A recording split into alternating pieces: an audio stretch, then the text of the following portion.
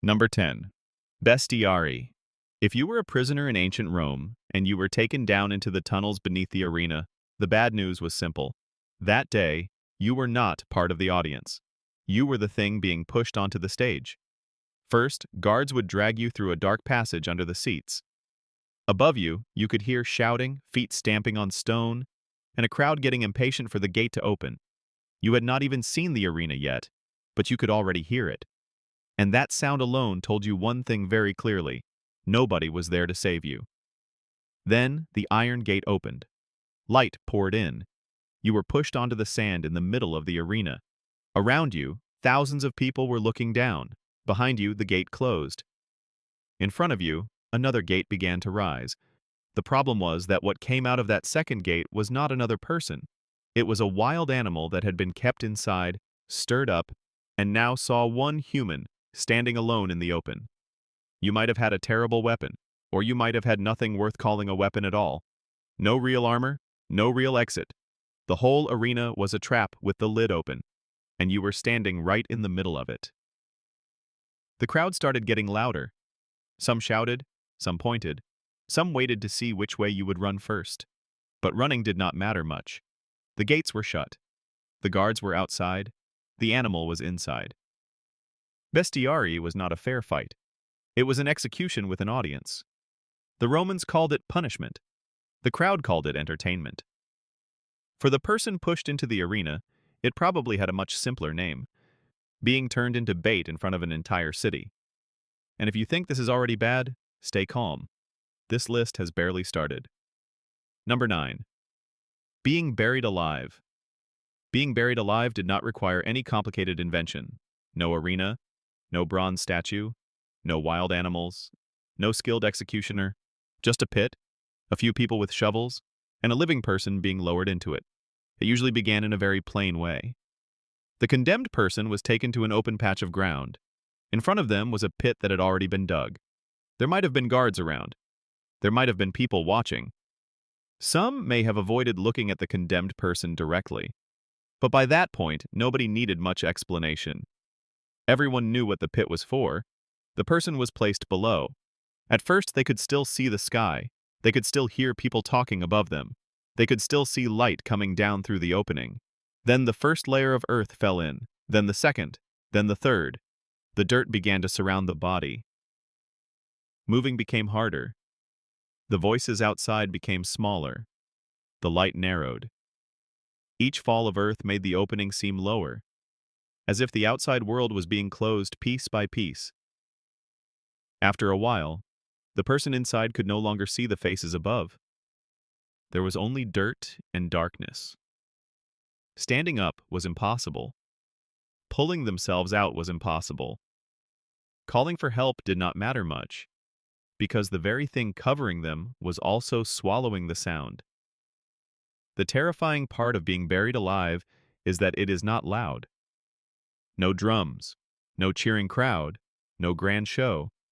Just a living person being taken under the ground and left there until it was over. 1 minute, you are still in the world. The next, the world is above you.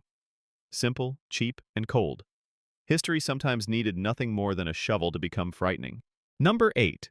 Crushed by elephants. Now we come to a punishment where the moment the animal appeared, the crowd already knew this was not a small matter. Execution by elephant. If you were accused of rebellion or a very serious crime, you could be taken to a wide-open area in front of officials and spectators. You would be dragged to the center and held down so you could not run. Guards stood around. The handler sat on top of the elephant, and the elephant began moving closer. This was not a small animal that you could hope to escape from. An elephant is enormous, heavy, slow when it wants to be, but impossible to ignore. Every step told the person on the ground that the end of the sentence was coming closer. The handler only had to give a command, and the elephant would move into position. In some places, the elephant was guided to step onto the condemned person. In others, it could use its trunk to lift the person and throw them down. Then, it could be directed again until the sentence was finished. The frightening part was not only the elephant's size, it was the scene before it happened. You were held down, hearing the animal come closer, watching its shadow fall over you, while the person controlling it remained above, as if everything was perfectly under control. The crowd understood the message fast. If the court could control a creature that huge, what did one tied-up rebel on the ground mean? This punishment did not need a long explanation. It was the kind of thing a person only needed to witness once to remember for a very long time. No notice board, no official speech for half the day.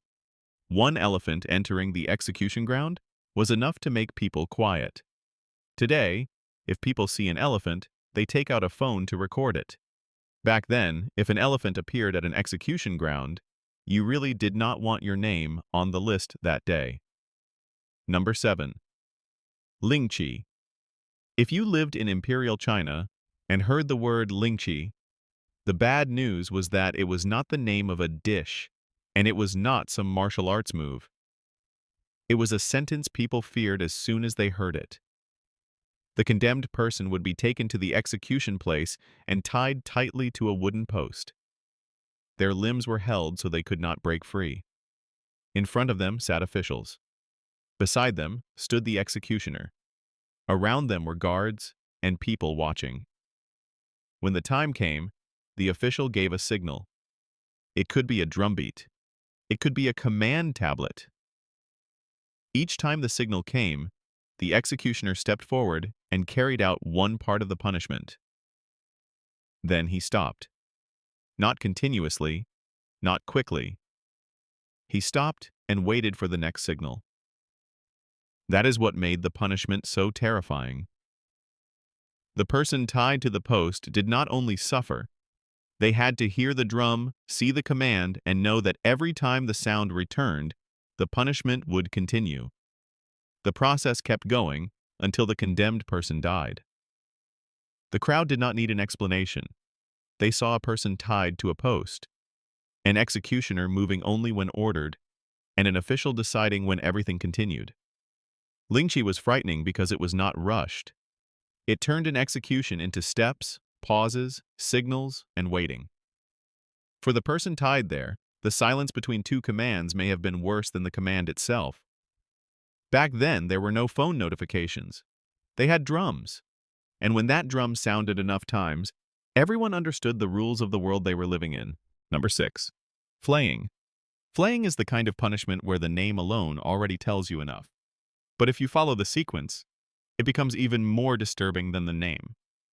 First, the condemned person was tied or fixed in place so they could not move. The executioner prepared sharp knives.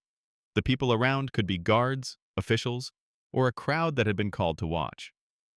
By then, the place no longer felt like a normal sentencing. It felt like everyone knew something terrible was about to happen, and nobody there had the power to stop it. When it began, the executioner carried out the sentence slowly and in stages. This was not meant to end immediately. It was deliberately slowed down, because the goal was not only to kill the condemned person. It was also to turn that person into a warning for everyone watching. The condemned person was held in place. The executioner continued. The people outside saw what was happening, but could not act, or did not dare to act. Everything happened like a prepared procedure, except this procedure would make any normal person feel cold inside.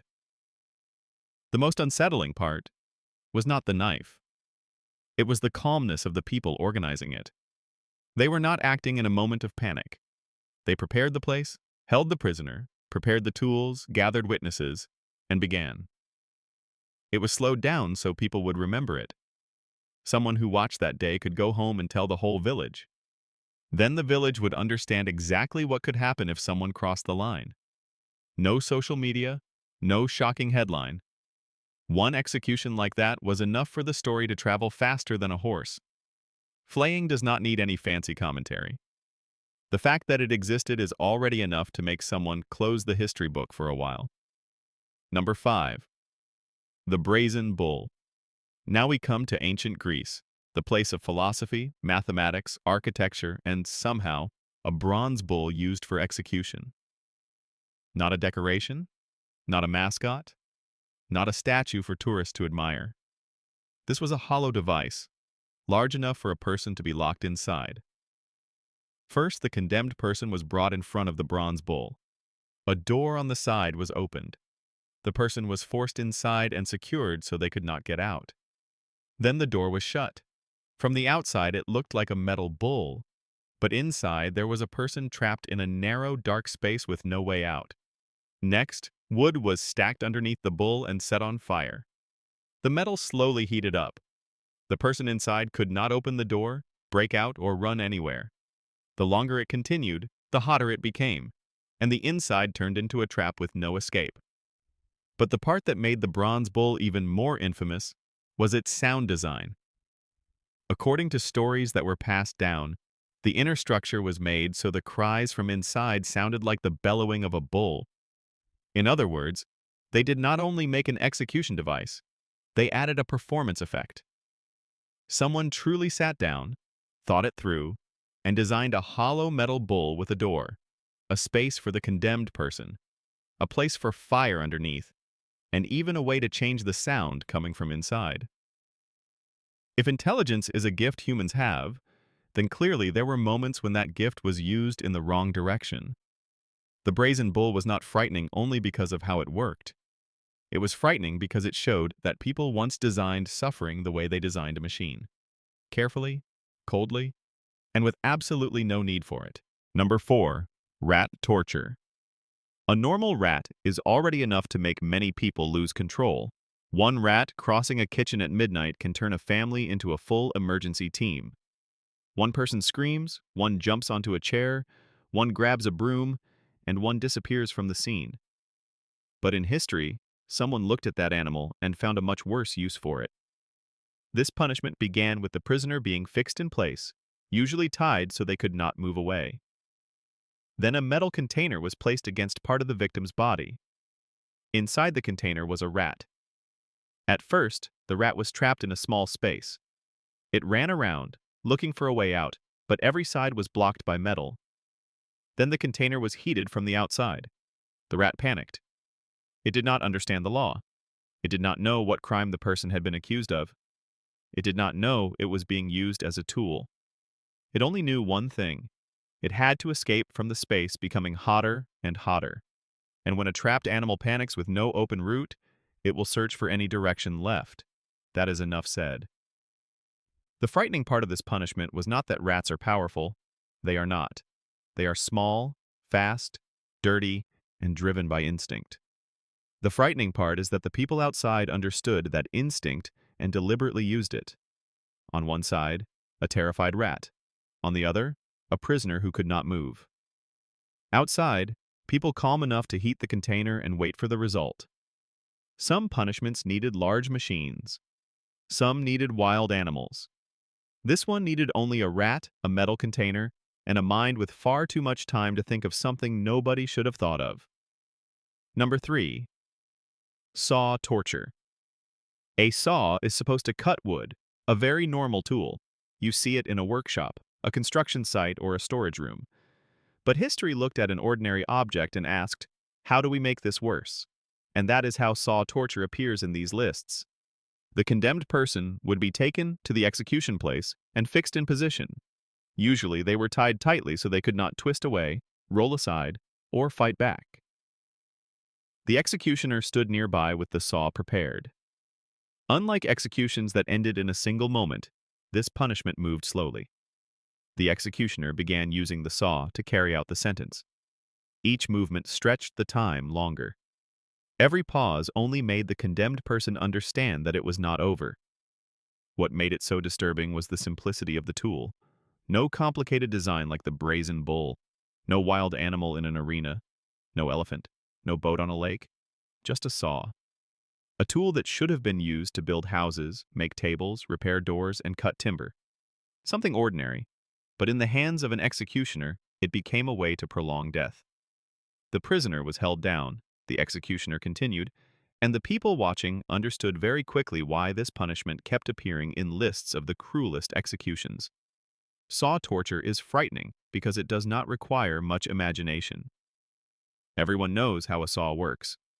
And because everyone knows, thinking about it being used on a human being makes the tool feel different forever. Sometimes history is not frightening because of strange inventions. Sometimes it is frightening because something familiar was used in a place it should never have been used. Number 2. Scaphism now to ancient Persia. If you were sentenced to scaphism, the bad news was that this was not designed to end quickly. First, the condemned person was taken to a boat or a raft.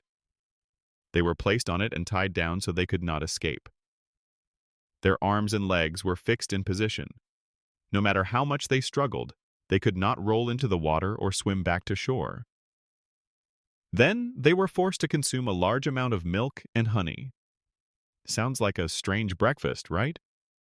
But this is ancient Persia in a list of execution punishments, so obviously nothing good was waiting behind it.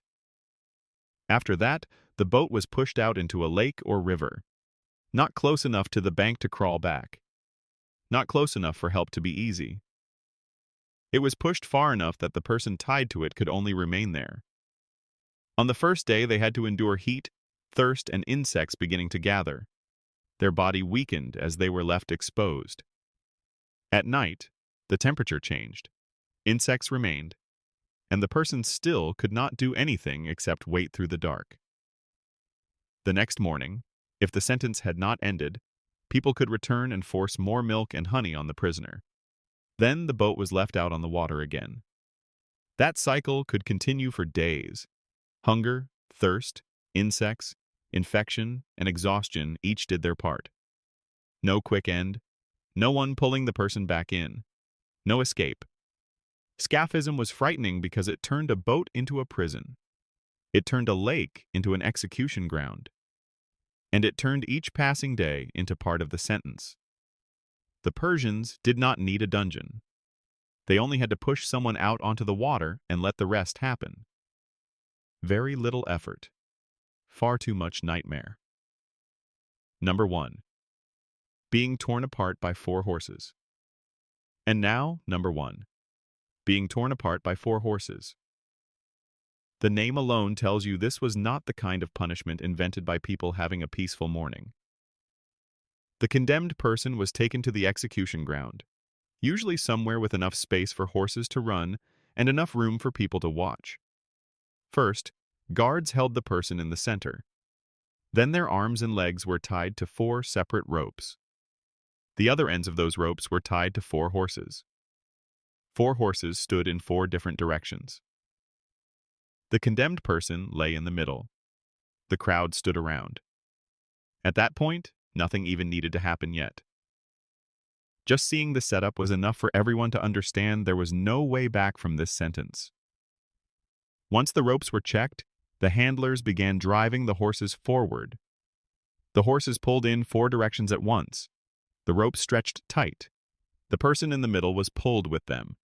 And the rest is already explained by the name of the punishment. This sentence was usually reserved for crimes considered extremely serious, especially rebellion or crimes against the highest authority. It was not done quietly inside a prison. It was done in public, in front of others, so everyone who saw it would understand what happened to someone who challenged the throne. 1 condemned person. 4 horses. A crowd. No long speech needed. No official reading laws for half the day. No one had to explain it. The scene explained itself. That is why this punishment stands at number 1. Not only because it was brutal, but because it was staged as a living warning. Whoever saw it remembered. Whoever heard the story remembered. And everyone else only needed to remember one thing: never be the person lying in the middle of those 4 ropes. Those were 10 of the cruelest execution punishments in human history. No long conclusion needed. Looking at how people once punished each other is enough to show that the scariest thing in history was not always a monster from a story.